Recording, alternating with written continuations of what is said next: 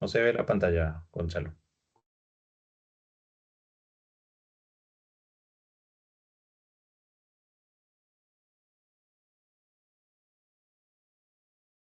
Ya, Eduardo.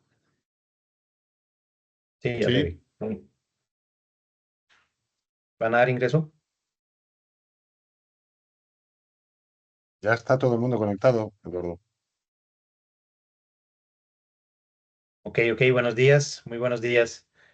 Bueno, gracias ahí por los minutos de espera. Se está sumando más personas al webinar. Vamos a dar un minuto, 2 minutos más e iniciamos. Y muchas gracias, bienvenidos.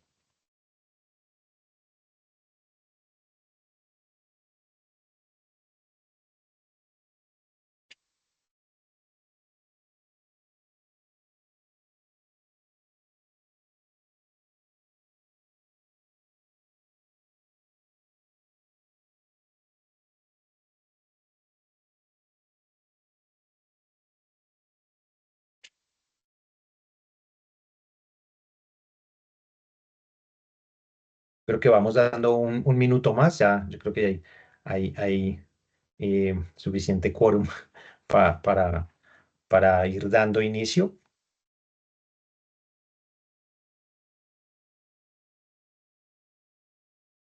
De acuerdo. Carlos, ¿estás preparado? Sí, listo, perfecto. Vamos. Listo, listo. Bueno, pues sin más preámbulos, bienvenidos. Mi nombre es Eduardo Medina y el día de hoy vamos a abordar la charla sobre ISO 27000 y la importancia sobre la seguridad del dato. Por hacer un preámbulo sobre el tema a desarrollar, dejaría la pregunta a los asistentes de ¿estamos protegiendo lo correcto? Digamos que lo que buscamos cuestionarnos un poco el día de hoy es sobre el hecho que construimos muros o colocamos candados digitales, multiplicamos las capas de seguridad y aún así los datos siguen en riesgo. Entonces, digamos que algo no cuadra en la ecuación, ¿verdad? Em, Digamos que esa es la idea, ¿no? Nos estamos enfocando un poco en proteger sistemas, redes, perímetro, pero ¿y el dato? ¿Realmente lo estamos asegurando? ¿O solo estamos creando una ilusión de seguridad? Es esto lo que queremos abordar el día de hoy. Hoy vamos a hablar sobre ISO 27000 y la protección del dato en su esencia sin depender de barreras externas. Y para esto nos acompaña Gonzalo López, director comercial regional de Silpa, y Carlos Tovar, director ejecutivo de Celtica y responsable de más de 20 años de desarrollo de proyectos relacionados con implementación y, bueno, logro de certificaciones en estándares de ciberseguridad.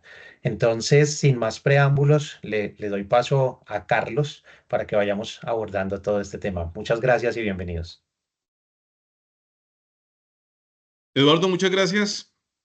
Y pues primero que todo, un saludo muy especial a todas las personas que nos acompañan. Muchas gracias por su tiempo.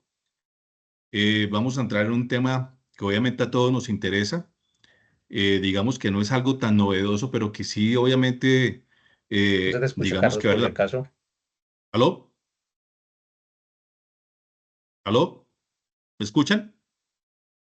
Sí, sí, sí, se te escucha bien. Ok, perfecto. Entonces vamos a entrar en un tema ISO 27000, pues obviamente no es algo novedoso, pero sí es algo que obviamente vale la pena estar recordando y más en una transición en la cual nos encontramos. Como lo dijo Miguel, mi nombre es Carlos Tovar, soy el director ejecutivo de Celtica, una compañía que tiene una trayectoria de más de 20 años en el desarrollo de proyectos de implementación de estándares de ciberseguridad, en algunos clientes incluso hasta el logro de la certificación. ¿Qué vamos a ver en este contexto? Vamos a ver un tema relacionado con la norma, algunos aspectos que son, digamos, claves o que hay que resaltar en su implementación. ¿Cuál es la transición que tenemos hoy en día de aquellos clientes que tal vez solamente se certificaron en la versión 2013? ¿Qué se debe hacer para obviamente renovar sus certificaciones a la versión 2022?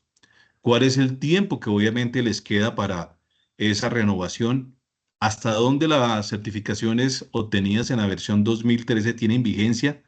¿A partir de qué momento la norma en su versión 2022 toma obviamente relevancia, me refiero en cuanto a que es el certificado único que obviamente va a ser aceptable.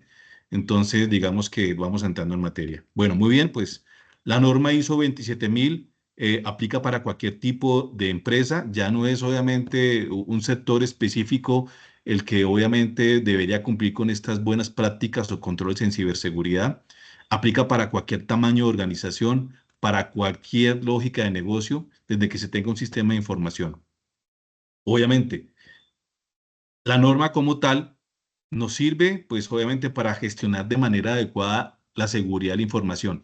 Y aquí voy a hacer un énfasis en algunos aspectos en los cuales hay que determinar que esas muy buenas prácticas que tengamos, pues no solamente es con implementar controles a nivel físico o a nivel de infraestructura tecnológica, sino también hay controles obviamente muy específicos que van asociados incluso a temas de concientización, al tema obviamente que lo que definimos como gobernanza, que es todo el, digámoslo así, el paquete de políticas, normas, roles y procedimientos que obviamente no tienen un soporte tecnológico, pero que es un documento extremadamente relevante en cuanto a lo que tiene que ver con el sistema de gestión. Hago énfasis en Carlos, esa perdona. parte de abajo del slide, en Carlos, el cual, disculpa. sí, No estás presentando tú. Tus ahí slides no se vamos, están viendo. vamos ahí. Tus En la slides fecha, no se están en viendo. la, estamos viendo el de la fecha. Sí, perfecto, ahí vamos. Listo, sí, perfecto. Ah, vale. Ok. Es que las estoy pasando yo, ¿no? Digo, Ya, ya. Ok, Dale. bueno, muy bien por el lapsus. Esos, digamos, eso es como dicen en caliente las pruebas.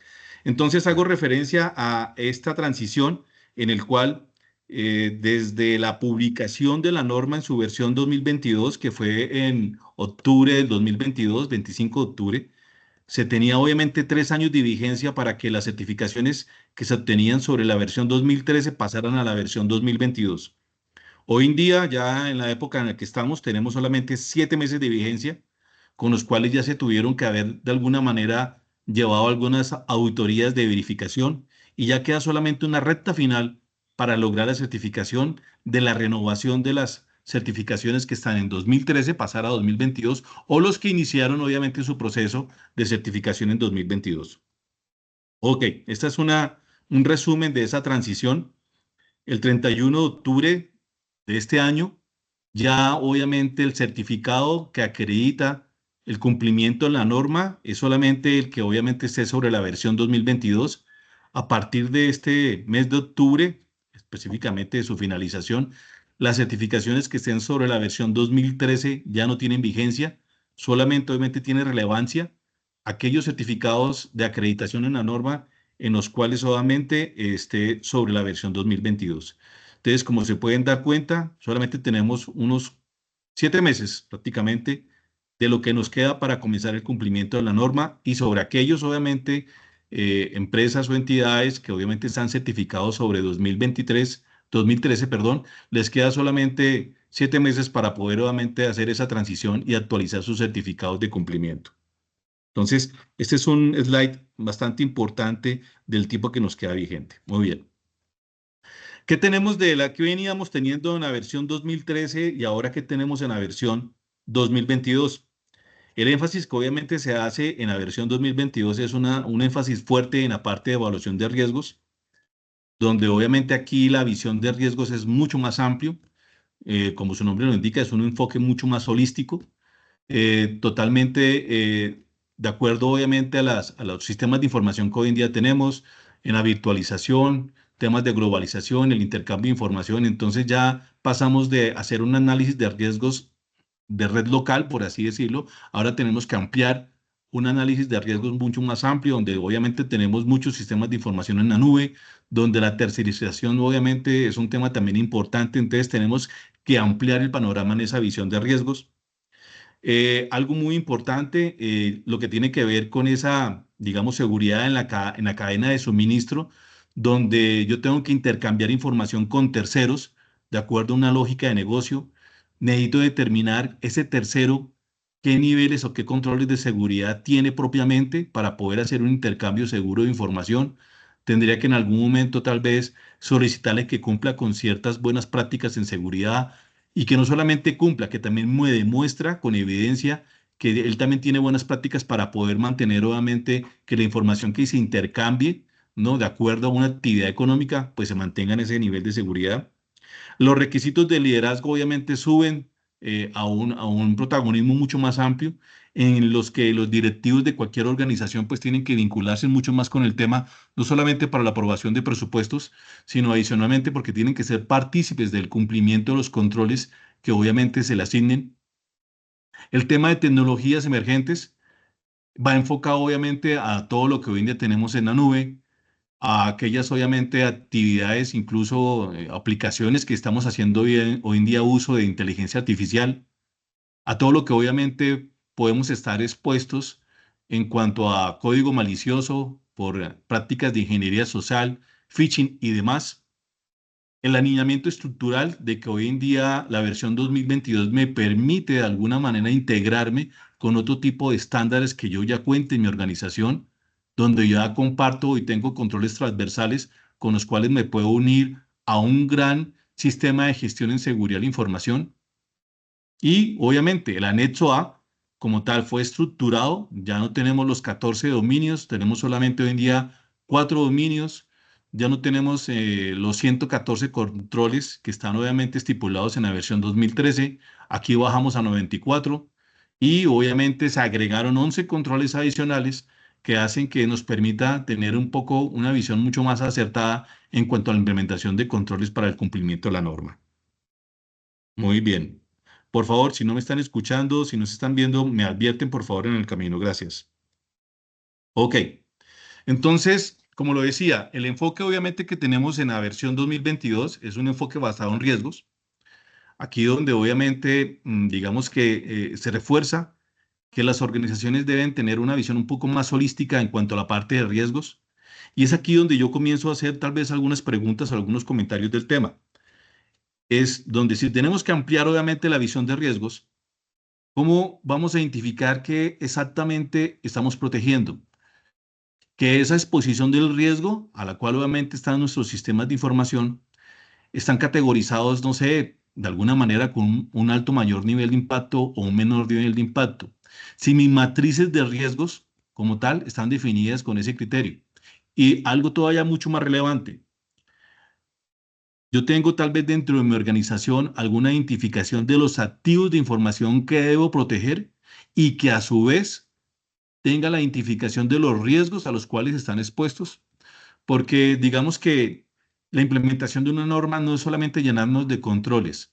Tenemos obviamente que definir un alcance, digamos, muy sectorizado, qué es lo que debo hacer, qué es lo que debo proteger, qué es lo que hoy yo ya tengo como infraestructura que me ayude al cumplimiento de la norma o alinearlo, o qué muy buenas prácticas obviamente tengo que tal vez mejorar o actualizar para que me ayuden al cumplimiento de la norma. Pero la pregunta que siempre nos vamos a hacer es que la exposición del riesgo cada vez es mayor. ¿Qué estoy haciendo frente a la exposición de ese riesgo? ¿Cuál es mi plan de acción para mitigación? Y a su vez determinar qué es exactamente lo que yo debo proteger, cuál es el activo que incluso dentro de mi organización está categorizado como confidencial, privado, público o de uso interno, para que de alguna manera los controles que la norma, por bien muy bien me determina, para proteger esos activos, sean aquellos solamente que tengan esa definición. Entonces, importantísimo aquí es ampliar esa visión de riesgos, pero basado obviamente en el que tenga una identificación de esos activos de información con los cuales está asociado el riesgo al cual puedan estar expuestos, para así poder tener un plan de acción muy orquestado, tratando obviamente de implementar las acciones de mayor nivel de riesgo a las de menor nivel de riesgo. El tema de personas y cultura también es un enfoque fuerte en la norma, ya que muy bien ustedes saben que las personas son un activo dentro de la organización. Es el activo incluso más valioso, obviamente por algunos que se nombran en el sentido del que también obviamente observamos, guardamos información, almacenamos información, memorizamos datos. Entonces, como tal, se tiene que tratar como un activo. Y aquí hay algo importante en el cual, de alguna manera, podemos considerar que lo que no se mide, pues no se puede controlar. Las personas tenemos que hacerlas parte como un eslabón más de la seguridad tenemos que verdaderamente diseñar campañas de concientización para que las personas solamente dentro de mi organización aumenten su cultura en lo que tiene que ver la identificación de riesgos, en lo que tiene que ver con el manejo, conocimiento de las políticas de seguridad que yo defino en mi organización. Entonces es una labor que no debo hacer una sola vez, sino normalmente tengo que definir toda una campaña de concientización al interior de mi organización, con el cual yo pueda obviamente tener acceso, ojalá a una plataforma en un esquema e-learning, donde tengo acceso a varios temas, donde voy generando un nivel de madurez, de cultura en seguridad de la información. Es algo totalmente relevante e importante, sin importar cuál es el rol del funcionario o el directivo dentro de mi organización. Todos deben hacer parte de la cultura en seguridad de la información dentro de mi organización. De ahí el enfoque fuerte que en la versión 2022 se le da al tema de personas y cultura en seguridad de la información. Tengo que hacer un trabajo importante, un trabajo periódico, y no solamente basta con dictar una charla, sino que tengo que tener toda una campaña de concientización en el cual obviamente esté integrados muchos temas, con los cuales obviamente yo pueda integrar al usuario y que lo vuelva un poco más proactivo en el tema de la seguridad en mi organización. Amenazas emergentes. Obviamente esto se da por toda la proliferación que tenemos de los servicios hoy en día en la nube, las aplicaciones que subimos a la nube y demás temas que de acuerdo a mi lógica de negocio se requieren. Hoy en día, pues obviamente es una situación que debemos de estar en la nube, es la forma en la cual también hacemos negocios y que hace que de alguna manera pues, también la exposición del riesgo aumenta, ¿no? De ahí que obviamente es tan importante resaltar que cuando en nuestras organizaciones generemos o contratemos pruebas de ethical hacking o pruebas de vulnerabilidad, salgamos no solamente el que el alcance quede en el ambiente tecnológico o en nuestras aplicaciones, debemos de solicitar a nuestros proveedores que también se incluyan actividades de ingeniería social. De ahí que de alguna manera hay algunas entidades que contratan servicios para determinar cuál es su verdadera exposición frente a un ataque de ransomware, considerando que la mayoría de vectores con los cuales obviamente ese código malicioso ingresa a nuestras organizaciones son a través de acciones de ingeniería social, a través de acciones obviamente definidas pues, dentro de la ingeniería social como phishing y demás. Hay una gran actividad de ese tema que obviamente van directamente hacia el usuario en mi organización. Entonces, no solamente basta con hacer o contratar un servicio que me determine y me identifique el nivel de riesgo que está obviamente asociado a mi ambiente tecnológico, sino también tengo que identificar el riesgo que está asociado a las personas de mi organización a través de acciones de ingeniería social, tratando de poder tener un panorama mucho más amplio de riesgos, identificar cuáles acciones son las que yo debo mejorar incluso en cultura y qué tan expuesta está mi organización, ¿no? Frente a un ataque de phishing o frente a algún ataque similar de ingeniería social que permita obviamente que ingrese código malicioso y por ende obviamente las consecuencias que tenemos. Entonces es algo que de alguna manera se recomienda fuerte, no dejar el plano de ingeniería social como algo tal vez secundario, sino al contrario, debe ser un vector fuerte a revisar para poder tener obviamente una cobertura muy amplia. Ok, elementos claves dentro de la versión 2022. De nuevo insisto con esa parte de evaluación de riesgos, donde tenemos solamente que hacer una visión mucho más amplia de la exposición de ese riesgo. El tema de gobernabilidad, en el cual obviamente tenemos que tener cada vez una definición de una política mucho más amplia e integral que me permita también generar un entendimiento a los usuarios, dar a conocer esa política a los usuarios, cuál es el rol y su importancia dentro de que la política se ejecute, se lleve a cabo y se cumpla. Entonces tengo que tener un mensaje obviamente bastante claro e integral. Importantísimo esa parte de gestión de activos, y es ahí donde de alguna manera nos podemos hacer una pregunta: ¿con qué se relaciona esa gestión de activos? Pues obviamente va enfocado a que tengo que hacer una clasificación de los mismos. Yo tengo que identificar en mi organización o generar obviamente actividades que están asociadas a generar un inventario de la clasificación de activos de información dentro de mi organización, poderles definir una categoría de que si son totalmente privados, confidenciales, o de uso interno o de cualquier otro criterio que yo considere que obviamente depende de mi lógica de negocio. Entonces, para poder generar una gestión adecuada de activos, pues primero tengo que identificarlos, que es prácticamente generar un inventario. Adicionalmente, tengo que clasificarlos. Y es ahí donde yo comienzo a determinar con esa clasificación y con esa gestión adecuada cuáles son los controles que obviamente comienzo a aplicar a la protección de esos activos. Más allá de que un elemento clave es esa parte de control de accesos, es prioritario el poder controlar el acceso a la información, tanto desde manera física como lógica. Entonces, genero también otra connotación del tema. Si tengo un inventario de clasificación de activos y si tengo obviamente una definición de cuáles son los activos que están definidos como prioritarios o confidenciales o extremadamente confidencial o de uso interno, la pregunta que nos hacemos, ¿cuáles son los controles o cuál es la seguridad que adicionalmente yo le estoy impregnando a ese activo?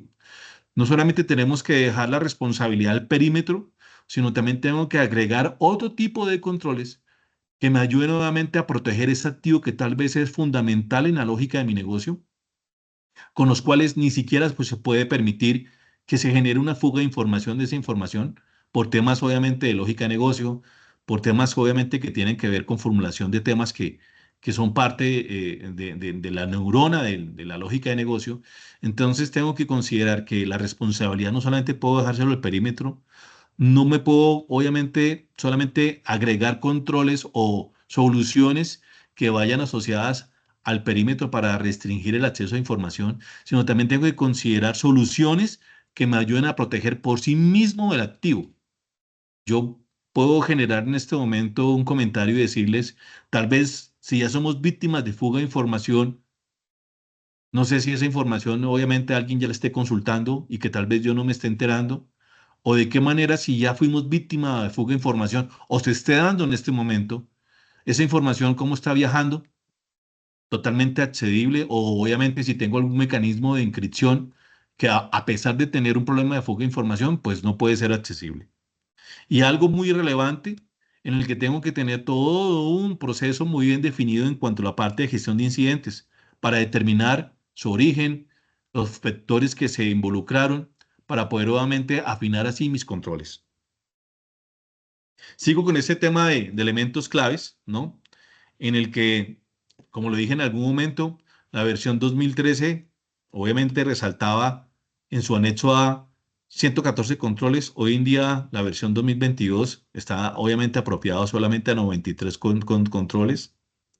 Se añadieron obviamente 11 controles que los vamos a ver más adelante, donde obviamente esto va más enfocado a la protección de vulnerabilidades emergentes, donde están enfocados controles solamente a los servicios que obviamente yo tengo en la nube, donde van enfocados también a cómo yo puedo brindar un tema de prevención un poco más a fuga de información y que de alguna manera, digamos, mi actitud frente a la gestión en la seguridad no sea solamente reactiva, sino también preventiva. Esto obviamente hace que dentro de la versión 2022 se agrupan 4 dominios importantes a nivel organizacional, a nivel físico, a nivel tecnológico y a nivel de personal. Como lo decía, son las 4 variables de alguna manera con las cuales se enfoca fuertemente la norma para generar muchos más esfuerzos en cuanto a la implementación de ese tipo de controles. Aquí tenemos un resumen de los 4 controles. Obviamente se detallan en el anexo A de la versión 2022, en los cuales obviamente estamos definiendo que a nivel de controles organizacionales es, digamos, ese nivel de responsabilidad que yo tengo sobre el cumplimiento de la norma, donde aquí obviamente ingresa el tema de trabajar con la sección o con la unidad de recursos humanos, donde debo obviamente agregar esos contratos de personal, las cláusulas, obviamente, o puntos o aspectos relacionados con las políticas de seguridad, donde me puedo extender incluso a hacer la revisión de estudios de hoja de vida para determinar de alguna manera antecedentes del personal que puede ingresar a mi organización como una buena práctica. A nivel de personal, obviamente, está enfocado el tema a mejorar esa cultura a nivel de seguridad de la información, donde debo tener un programa, ojalá anual, donde ese programa esté en un formato e-learning, donde ya no sea solamente el uso del funcionario para poder acceder a ese tipo de capacitación, sino también pueda acceder 24 horas al día, 365 días al año, a través de un celular, de una tablet o de cualquier otro elemento tecnológico que le permita poder acceder a una capacitación que en lo posible sean nanovideos o microvideos de 10 a 15 minutos máximo, en el que yo pueda repetir más de una vez, en el que esas plataformas de concientización también puedan medir el conocimiento, yo pueda poner a prueba que si orienteo a un grupo de usuarios en mi organización a un tema en particular, que la capacitación haya sido entendible, que respondan a algunos tests con relación a la capacitación que se editó o que observaron y que incluso, en algunos casos, algunas plataformas cuentan con algunos módulos de phishing que yo pueda de alguna manera generar un ataque de phishing controlado en mi organización para que sencillamente el usuario ponga o defina, ¿no? Y advierta situaciones anómalas que se estén presentando en la red. No solamente es con hacer señalamientos que quienes caen, sino que de alguna manera él también se convierta en un eslabón en avisar, obviamente en algún momento cuando puede ser o estar siendo víctima de algún hostigamiento general por el tema. Los controles tecnológicos, sin duda, pues son apremiantes, siguen existiendo, pero aquí de nuevo nos vamos al tema de que si hacemos una clasificación de activos de información y que de alguna manera les hemos definido a esos activos, ¿no? Una definición como totalmente restringidos o confidenciales o de uso interno de la red, ¿qué seguridad adicionalmente le estamos dando a esos activos? Yo puedo definir un grupo de usuarios que acceda a un segmento en el cual obviamente hay una información confidencial, pero cuál es usuario realmente de toda la información que es confidencial puede tener solamente acceso a uno, dos o tres archivos y no obviamente a toda la definición de seguridad que yo defina los demás activos. ¿Cómo puedo controlar eso? Y si en algún momento, por alguna situación en particular, he sido víctima de fuga de información y si esa información ya no está en mi organización, que no sea totalmente accesible por ningún usuario o por ningún ente externo, que se mantenga de alguna manera con alguna solución de encriptación y que no sea totalmente fácil de acceder a la misma. Y los controles físicos, obviamente. Tenemos solamente acciones de ingeniería social que permite obviamente hacer, saltar los controles físicos que me permitan entrar a alguna organización hasta llegar a físicamente a los sistemas de información con los cuales en algún momento pues no haya podido ser identificado. Entonces esto hay que reforzarlo fuertemente. Pasos esenciales, digamos que aquí está de alguna manera una ruta mucho más sencilla. En lo que obviamente aquí resaltamos es que la información debe estar segura en todas sus formas. Necesariamente tenemos que llevar y generar un esfuerzo sobre ese tema y sobre todo sobre los datos digitales. Deben estar totalmente protegidos y protegidos, de nuevo recalco, no sobre soluciones de perímetro, sino que también pueda yo aplicar aquí soluciones de encripción sobre los datos para que en algún momento, si he sido víctima de situaciones en particular, la información no quede totalmente accesible. Y en el caso en el que haya podido tener acciones de fuga de información, aún así yo pueda todavía controlar el acceso a esa información.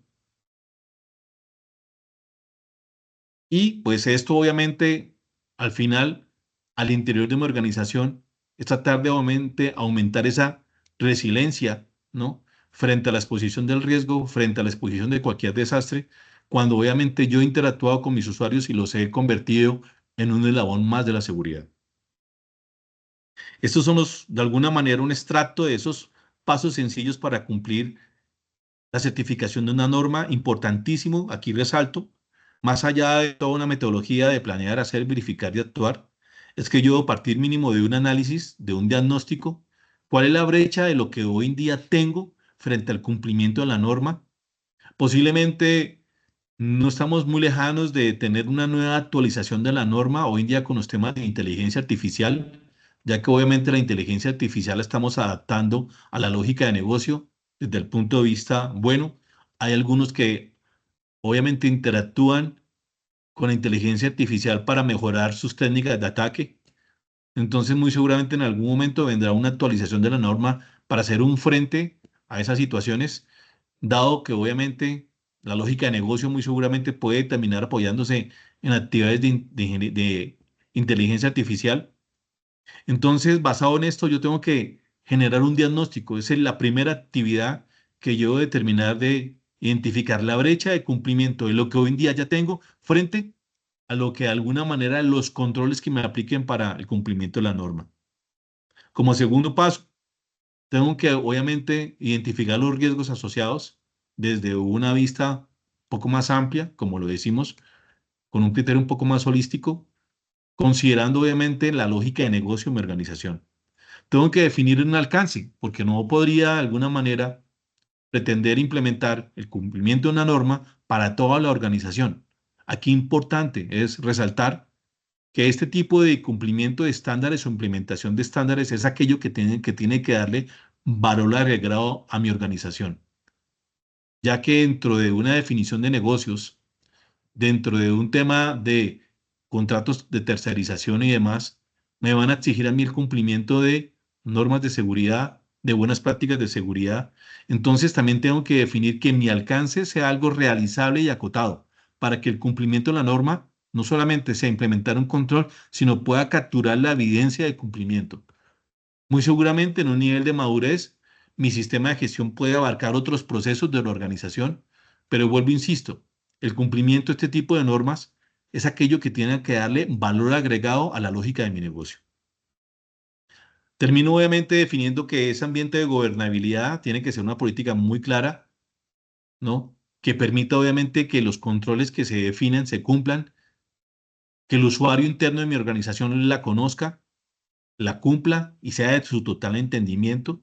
De ahí que el tema de formalización o en esa parte de sensibilización termina siendo un logro importante, poder sensibilizar y tener un nivel de cultura dentro de mi organización y que sea una actividad no de un día, no de una semana, sino de manera diaria, periódica y, en lo posible, anual. Generar, obviamente, ejercicios de auditoría interna, ¿no? ¿Cómo estoy verdaderamente frente al cumplimiento de norma? ¿En qué debo yo mejorar para poder agotar esa brecha? Volver a identificar obviamente esa brecha, que serían de alguna manera, o se esperaría que en algún momento esos sean cambios de forma, más no de fondo. Y por último, ya de alguna manera, con la documentación adecuada, con la evidencia capturada, con un nivel de cultura aceptable en mi organización, postularme a una auditoría de certificación. Entonces, digamos que este sería como un resumen de qué debería yo hacer para el cumplimiento o logro la certificación de la norma ISO 27000.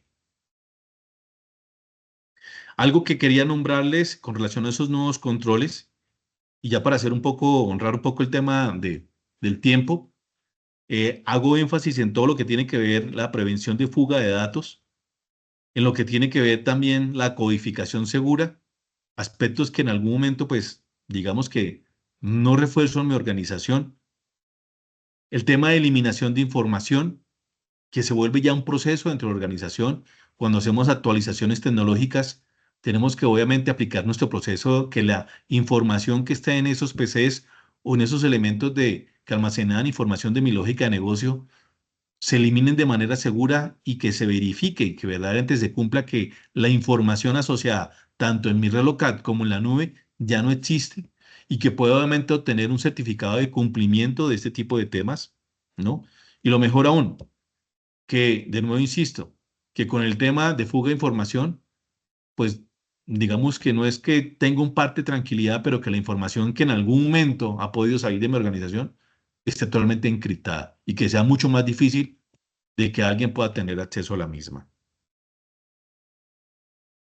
Aquí ya yo le cedo la palabra a Gonzalo, en el cual obviamente nos va a hablar de algunos aspectos en los cuales yo puedo mejorar la seguridad del activo, considerando que ese es un control importante, ¿no? Tratando de que más allá de que yo haya podido tener una clasificación de activos de información, donde haya podido categorizar esa información como totalmente privada, confidencial o uso interno, ¿cómo puedo mejorar la seguridad en el propio activo para poder así hacer un mayor cumplimiento de la norma?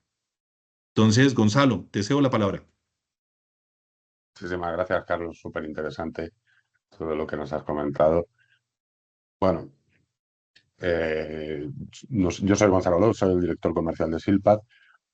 Nosotros desde nuestra compañía tenemos un enfoque muy alineado precisamente con estos procesos de ISO 27001 en todo lo que se refiere a lo que es prevención de fugas y control de acceso a la información y todo lo que es trazabilidad adicional, en lo que nosotros tenemos una propuesta en la que lo que nosotros promovemos es que la información de las organizaciones esté en todo momento encriptada y protegida, esté donde esté, ya sea en los servidores de ficheros, en la NAS, en las nubes, en los PCs de los usuarios, en un USB, donde sea que la información necesita ser utilizada, que esa información esté en todo momento encriptada.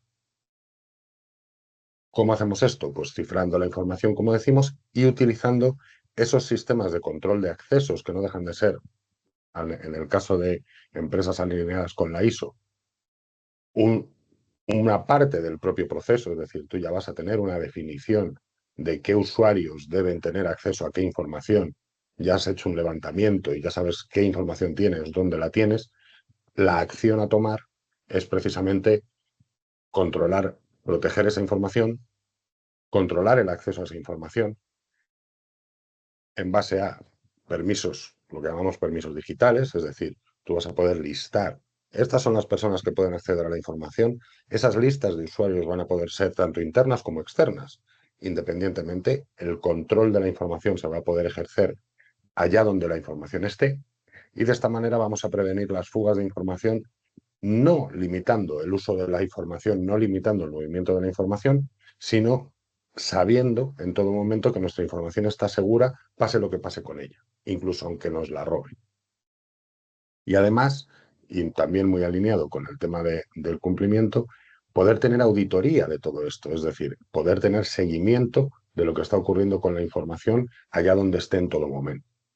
Entonces, con este concepto implantado, ¿qué es lo que conseguimos? Que al tener la información encriptada, al tener definido quién puede acceder a la información, los procesos naturales de trabajo de la gente, de enviar información, de compartirla en repositorios, de llevársela en un USB, de lo que sea, que es como sí se debe trabajar, sea completamente indiferente. Es decir, perdemos la necesidad de tener que estar controlando los medios de comunicación o los receptores de la información, porque la información está controlada de saque, de inicio, directamente por nosotros.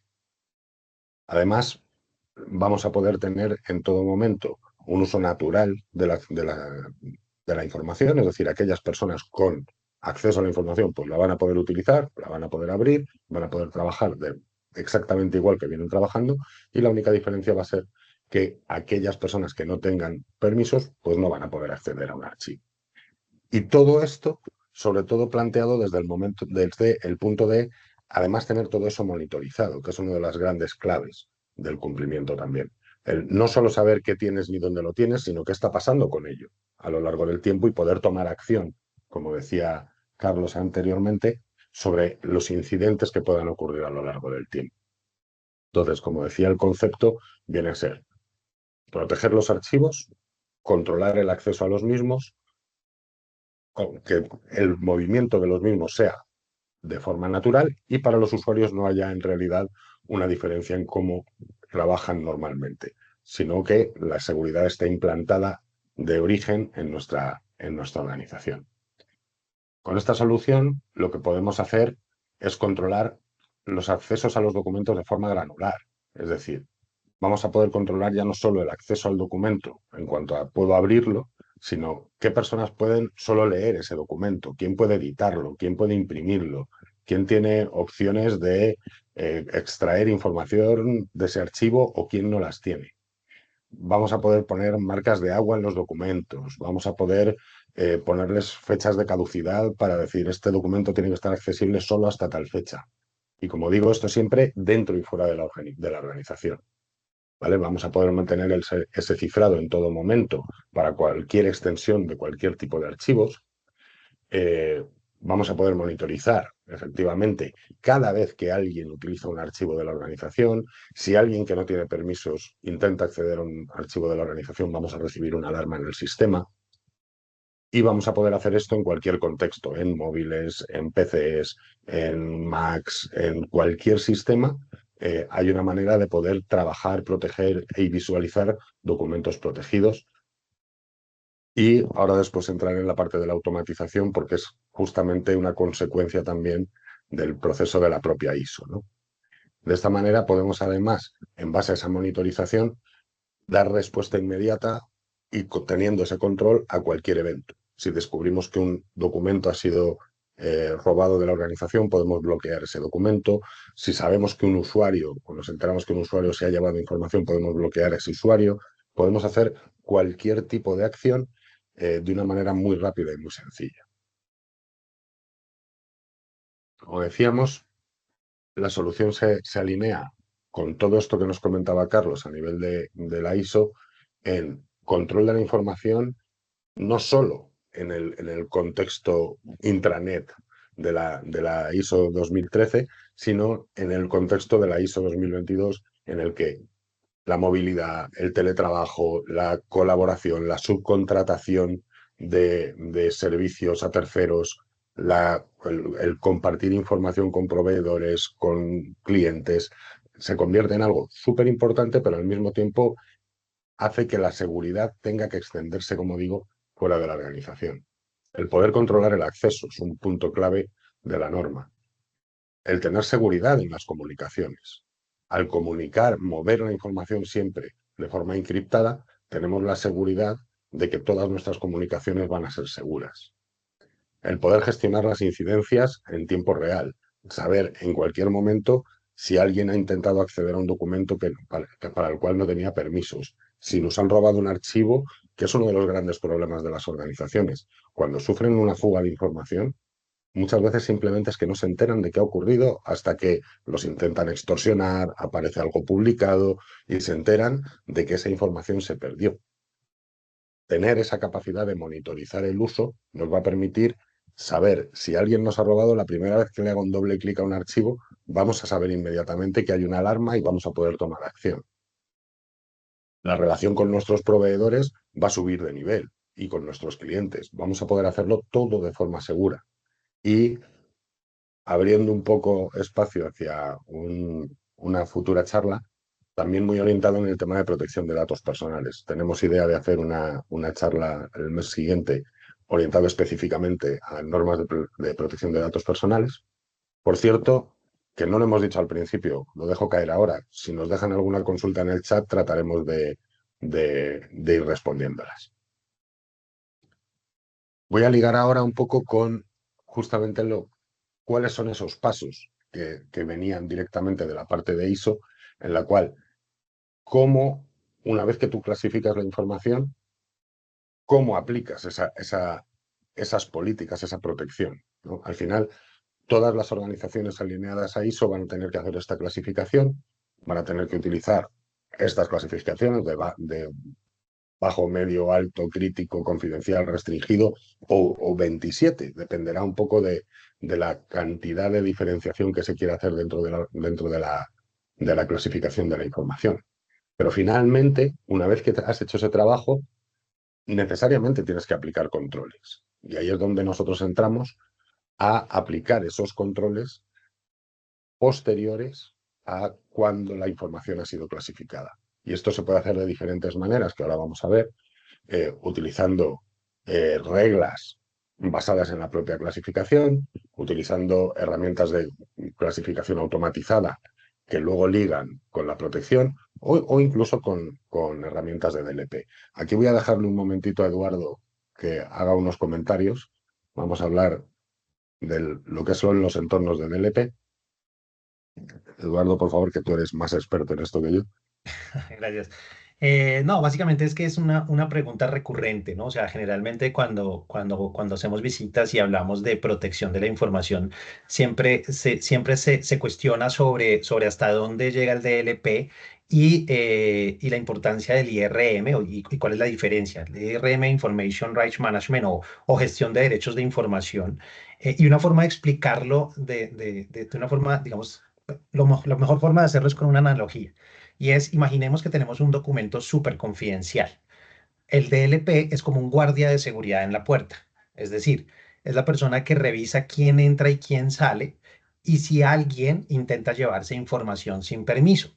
Entonces, digamos que hasta allí va el DLP, pero ¿qué pasa si efectivamente una persona logra sacar un documento, ese documento confidencial al que hacemos referencia? ¿Qué sucede si ya salió? Es ahí donde entra el IRM. Es allí donde el IRM es como una cerradura, es un candado inteligente en el documento. Entonces, aunque alguien saque la información sin los permisos adecuados, no podrá abrirlo ni podrá usarlo, porque el documento per se va protegido. Entonces, si hacemos una breve descripción técnica muy rápida por el tiempo, el DLP previene la fuga de información controlando su movimiento dentro de la organización. Actúa antes de que el documento salga. El IRM protege el dato en sí mismo, o sea, asegurando que solo usuarios autorizados puedan acceder o puedan abrirlo, modificarlo, en fin, protege directamente la información, incluso fuera de la organización. Entonces, digamos que la frase para cerrar este slide rápidamente sería que el DLP cuida el dato, cuida que el dato no se escape y el IRM se asegura de que si se escapa, si se sale, siga estando protegido. Esa es como la interacción entre el DLP y el IRM, que obviamente, como dijo Gonzalo, seguimos aquí respondiendo consultas por chat o la idea es que también abramos espacios y sientas en plena libertad de empezar. Nosotros vamos a enviar la presentación como preguntaban, pero podemos generar algún tipo de reuniones ya uno a uno de aquí en adelante. Gracias, Gonzalo. Seguro. Ahora simplemente quiero ejemplificar estos procesos de una manera muy rápida. Al final, cuando entramos en esos procesos de clasificación de la información, lo que tenemos es, por decirlo de alguna manera, como tres maneras de hacerlo. O sea, al final hay que investigar dentro de tu organización, hay que entender la información que tienes, dónde la tienes, cómo la tienes, y cada empresa lo enfoca desde una manera, ¿vale? Entonces, hay empresas, como se han hecho tradicionalmente en muchas ocasiones, en las que nos hemos limitado a formar a los usuarios, que es algo absolutamente importante, y decirles, tienes que aplicar estos conceptos. Y estos conceptos se han aplicado poniendo headers y footers en los documentos o cambiando el nombre al archivo y poniéndole no sé qué, no sé cuántitos, confidencial, no sé qué, no sé cuántos, uso interno. Si estás a ese nivel, ¿cómo luego aplicas la protección? En ese caso, lo que se podría proponer a este tipo de empresas es, bueno, tú al final tienes la información guardada en algún sitio. Solo pídele a los usuarios que la guarden donde deben, aunque sea en carpetas. La carpeta de confidencial, la carpeta de público, la de uso interno, la de restringido. Y posteriormente lo que vamos a hacer es aplicar la protección específica para ese nivel de clasificación a los archivos de forma automática. Con el simple hecho de dejarlos en el repositorio correspondiente, se van a encriptar, se van a proteger y se les va a aplicar ya todo el proceso de control y acceso solo con haberlos depositado en el lugar adecuado. Obviamente esto es un proceso manual y es un proceso que puede ser complejo dependiendo del tamaño de las organizaciones. El siguiente caso que tendríamos sería el caso en el que la compañía decide utilizar una herramienta de clasificación.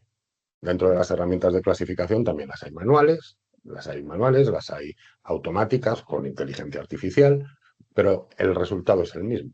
Al final, sea que los usuarios clasifican los documentos y ya con eso quedan clasificados, en lugar de ponerlos en una carpeta X, tienen un metadato adherido al propio documento que indica cuál es su nivel de criticidad, o sea que utilizamos una herramienta que analiza el propio contenido del documento y genera esa clasificación, podemos en ese caso aplicar procesos de protección automatizados a las diferentes clasificaciones directamente con la herramienta, con lo que conseguimos, por un lado, cumplir con la necesidad de clasificar y que esto se refleje de forma automática en la protección de los archivos y en el control de acceso a los mismos.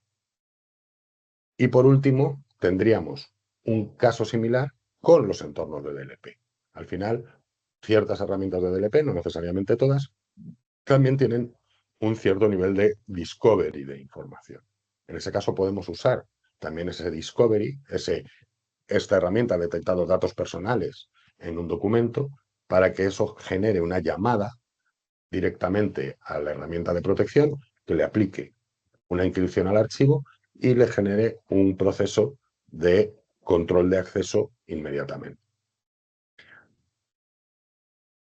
En el caso de los DLPs, además, los metadatos se pueden leer incluso en dirección contraria, es decir, que sea el DLP el que lee los metadatos de la herramienta de encripción.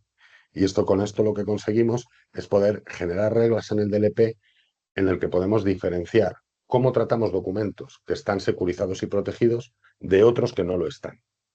Y entonces, si por ejemplo queremos mandar por correo electrónico un contrato a un cliente, que el DLP diga, no puedes enviar ese contrato porque tiene cierta información que no debe ser publicada, pero sin embargo, si ese documento ya va protegido con unos permisos que solo apliquen al cliente al que se le está enviando, que diga el DLP, de acuerdo, entonces sí puede pasar porque vamos a mantener el control de la información en el siguiente paso, que es ya fuera de la organización. Y esto es más o menos todo lo que queríamos contar. Podríamos extendernos mucho más, pero bueno, no queremos tampoco aburrir demasiado a todos ustedes, que han sido muy amables de atendernos. Y como decía Eduardo, nos quedan unos minutos. Si alguien tiene alguna duda, algún comentario, estaríamos encantados de responder cualquier pregunta. Vi algunas preguntas, Gonzalo, algunas preguntas, bueno, también hay algunos temas técnicos. No sé si nos dé el tiempo, pero voy a tomar nota, enviamos correo electrónico, aclaramos también estas preguntas dentro del envío de la información. No sé si quieras abordar algunas, si alcanzamos. Eh, Bueno, de hecho, ahí hablamos de SILPAD, de DLP, no, hay ya digamos que dentro de la lámina que hablamos no sería un DLP, realmente es un IRM y como mencionábamos se puede integrar con el DLP. Algunas compañías, dependiendo la vertical, dependiendo, digamos, diferentes características a nivel de ciberseguridad y a nivel de cumplimiento de normativas y regulaciones que le peguen a la compañía, han adoptado a SILPAD para protección de la información y no invierten en DLP, invierten directamente en el IRM, pero insisto, eso ya obviamente depende de la compañía, la vertical y las regulaciones. Pero Silpat no entraría como clasificación de DLP, sino es realmente un IRM.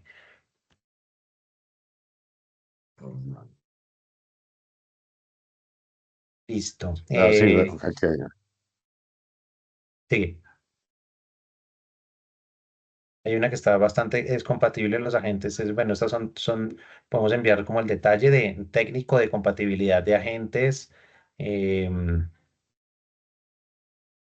sobre ver, lo intento protección. responder. Compatibilidad de agentes y sistemas operativos. Windows, Mac, iOS, Android, incluso con una herramienta que tenemos en base a entorno web, pues Linux se podría trabajar.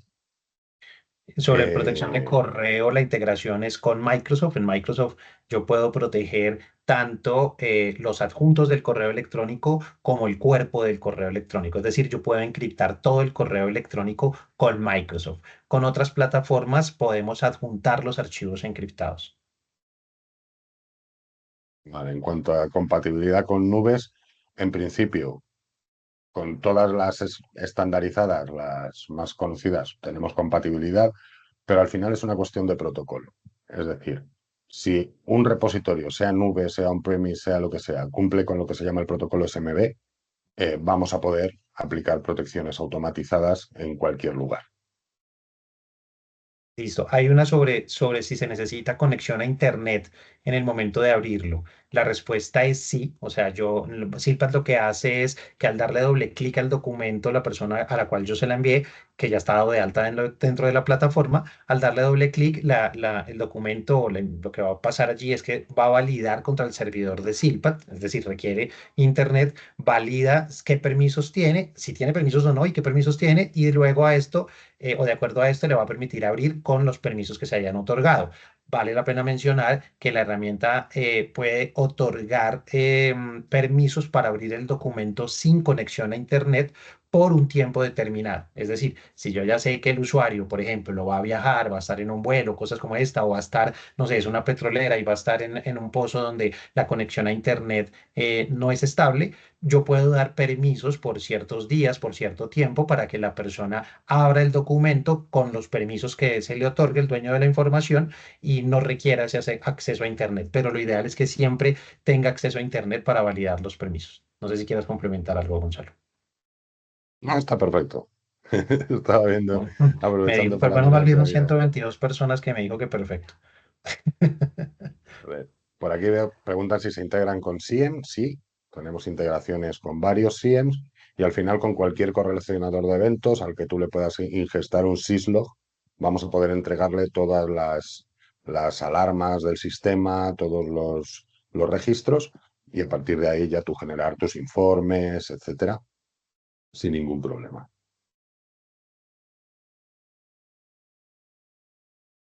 Perfecto. Aquí dicen para levantar información y direccionar a Silpat, bueno, en pantalla tenéis nuestros datos de Celtica, de Micronet, de Silpat. Ahí podéis escribirnos y os echaremos una mano con cualquier necesidad que podáis tener. De hecho, bueno, yo estoy en Colombia, Gonzalo está en Perú, Carlos también está en Colombia, entonces lo que necesiten también, visitas, reuniones presenciales con muchísimo gusto, virtuales, o sea, la idea es que por favor, como dice Gonzalo, allí están nuestros datos, quedamos en la entera disposición para generar las reuniones y consultas que necesiten con muchísimo gusto. Y nuevamente, muchísimas gracias por acompañarnos en esta hora. Pero Creo Eduardo, que, dime, ya iba a no cerrar. digo, muchas gracias a todos. Por supuesto, yo, como veo algunas preguntas aquí, voy a intentar responderlas. Tengo unos minutos extra. Agradecer a todo el mundo su tiempo y si tienen que retirarse, muchísimas gracias, pero yo voy a aprovechar, en cualquier caso, para responder aquí lo que me dé tiempo o a quien se quede. Vale. Nos preguntan que cómo sería la integración con un core financiero. No, la herramienta no está orientada a lo que es protección de información estructurada directamente dentro del core financiero, pero tenemos la capacidad de, a través de unas suites de desarrollo con SDKs o API REST, generar procesos en los cuales los reportes o cualquier documento que se genere a través de ese core financiero en el que tú emites PDFs o Excels o CSVs o lo que sea, se generen directamente con una aplicación directa de una protección a ese archivo, de tal manera que si alguien saca un reporte con intención de llevarse una lista de clientes o cosas de este estilo, directamente ese documento ya se genere protegido y por lo tanto controlado. Me preguntan por Apple, Mac, iOS. Tenemos compatibilidad, funciona, tienen sus propias aplicaciones diferentes a las de Windows, pero puedes proteger documentos, interactuar con la herramienta, generar procesos de protección y visualizar documentos sin ningún problema.